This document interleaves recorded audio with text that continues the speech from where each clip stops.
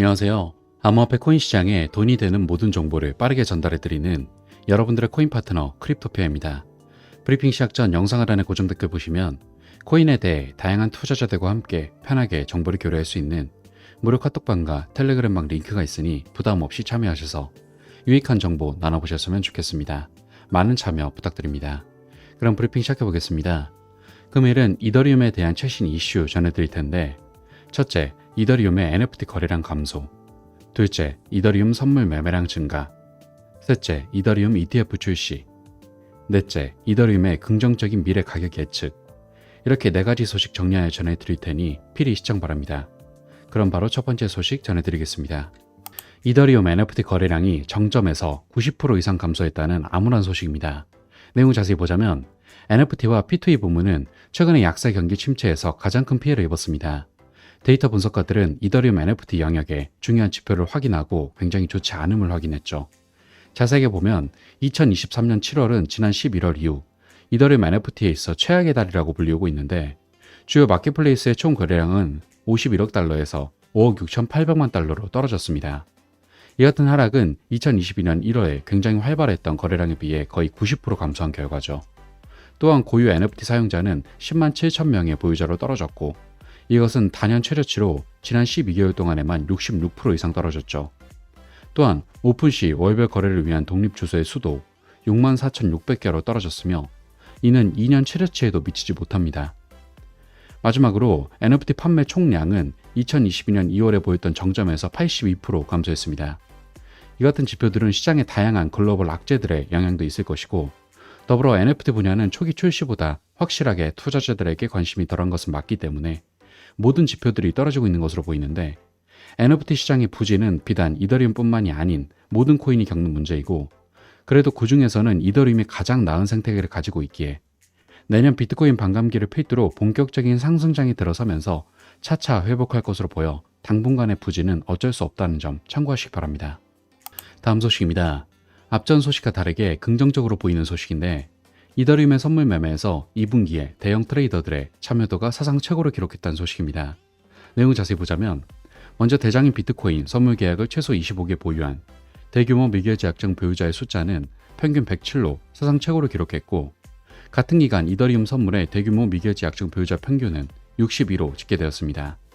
이에 시카고 상품거래소 CME는 투자자들이 시장 변동성 증가에 대한 해지와 위험 및 노출 관리 목적으로 규제받는 장소, 상품을 찾으면서 비트코인과 이더리움의 선물에 대한 기관들의 관심은 2분기 내내 계속 증가했다고 밝혔습니다. CFTC는 CME 선물을 규제하는데, 현금으로 결제하는 CME에 규제받는 선물은 암호화폐를 직접 소유하지 않고 암호화폐에 노출되기 원하는 기관들이 오래전부터 선호해온 상품이기 때문에 CME 선물의 미결제 약정 증가는 결과적으로 신규 자금 유입을 의미할 수 있기에 이더리움 자체의 거래량은 꾸준히 늘어나고 있음을 알 수 있는 호재 소식이었습니다.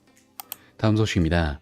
6개의 미국 자산 운용사가 이더리움 선물 계약과 관련한 상장 지수 펀드 ETF 출시를 위해 SEC에 새로운 신청서를 제출했다는 소식입니다. 내용 자세히 보자면, 그레이스케일, 바네크, 비트와이즈, 발러틸리티 쉐어즈, 프로시어즈, 라운드힐 캐피탈의 자산 운용사들이 SEC에게 이더리움의 ETF 출시를 신청하여 현재 승인 대기 중인 상태입니다. 이에 시장에서는 SEC 내부에 미국 투자 환경이 변화하고 있다는 인식이 있다. 암호화폐 ETF에 대한 인식이 블랙록의 비트코인 현물 ETF 신청 이후 몇 달 동안 긍정적으로 변화했다고 말했습니다. 더불어 ETF 전문 업체 ETF 스토어의 CEO인 네이트 제라시는 발러틸리티 쉐어즈가 최근 SEC와 소통한 것은 분명하다.